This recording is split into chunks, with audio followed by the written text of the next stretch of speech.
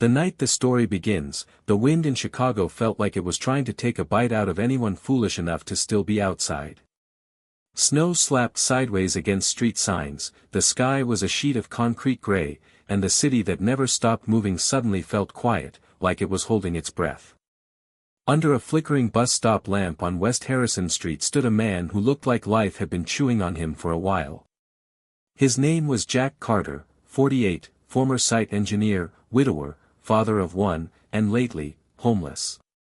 He stood there gripping a plastic folder like it was the only thing stopping him from blowing away.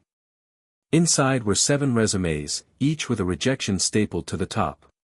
Jack watched his breath fog the air and muttered, almost jokingly, "Lucky number 8 tomorrow, I guess."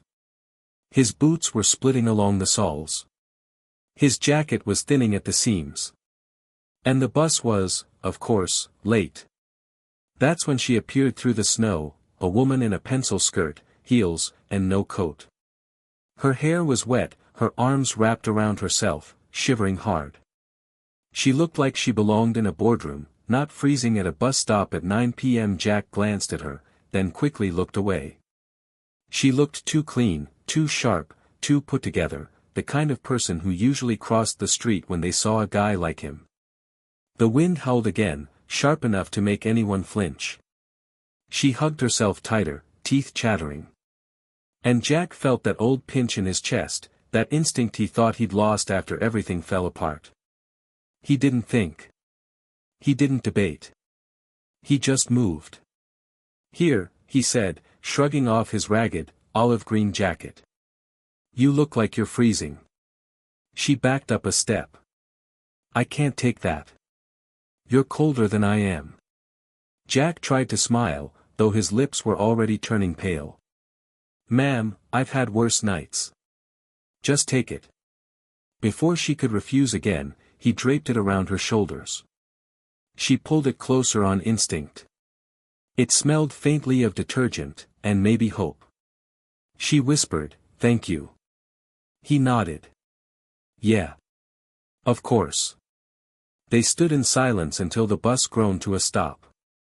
Just before she boarded, the woman reached into her purse and handed him a sleek white business card. "My name's Ava Morgan. If you ever need anything, call." Jack slipped the card into his folder without looking at it. People said things like that all the time. They almost never meant it. The bus doors closed behind her. Jack stood there alone in the snow, shivering harder than before, but strangely, lighter. "Maybe tomorrow," he whispered to himself. Then he walked back toward the abandoned Chevy truck he'd been calling home. That truck, parked behind a warehouse on Canal Street, had seen better days. The heater was dead, the seats were torn, and the roof leaked when it rained. But it was shelter. Jack crawled inside, pulled out a tin box containing a faded photo of his wife, Emily, and their son, Tyler, who he'd lost custody of last year when the social worker said a child needed stability. Jack whispered, "Good night, Em." "Good night, Ty." And in the cold darkness, he felt smaller than ever. Meanwhile, in a penthouse near North Michigan Avenue, Ava stepped inside her home. Warm lights. Heated floors. A skyline view so perfect it looked fake. Everything about her life screamed success: tailored suits, polished trophies, a corner office overlooking the river. She kicked off her heels, ready to forget the awful night, when her hand brushed something inside Jack's jacket pocket. She pulled out a folded crayon drawing. 2 stick figures, one labeled Dad, the other me. A red heart floating above them. Under it, in childish handwriting, "I love you, Daddy. Tyler." The room suddenly felt colder. Ava sat down, the drawing trembling in her hands. She hadn't cried in years, but tonight something broke open. Because once upon a time, she had been the shivering kid on the church steps, hungry, scared, praying someone would care. And someone did.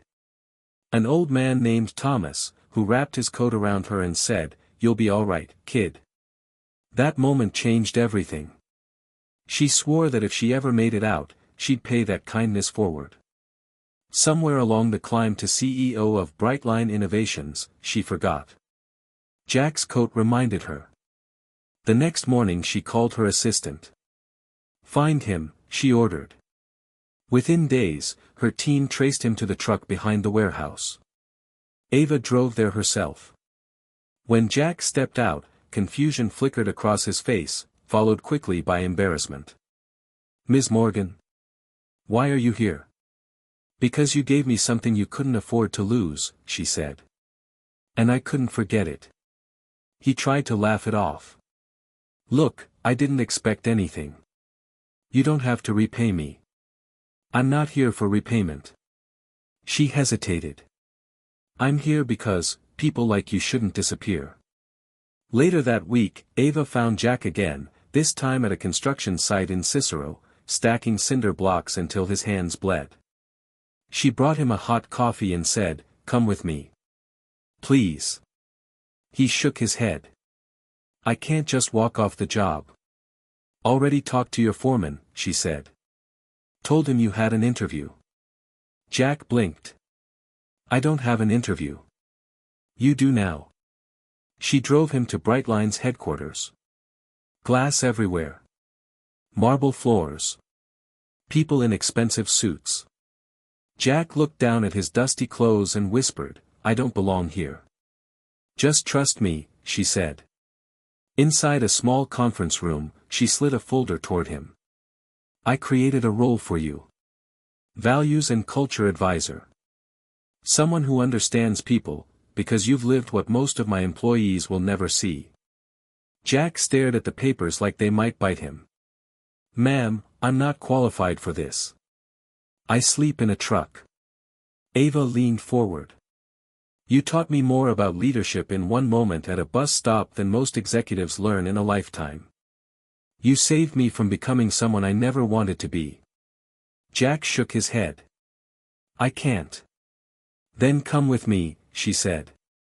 She drove him to a small community center called Thomas House, named after the man who once gave her a coat when she was a lost kid.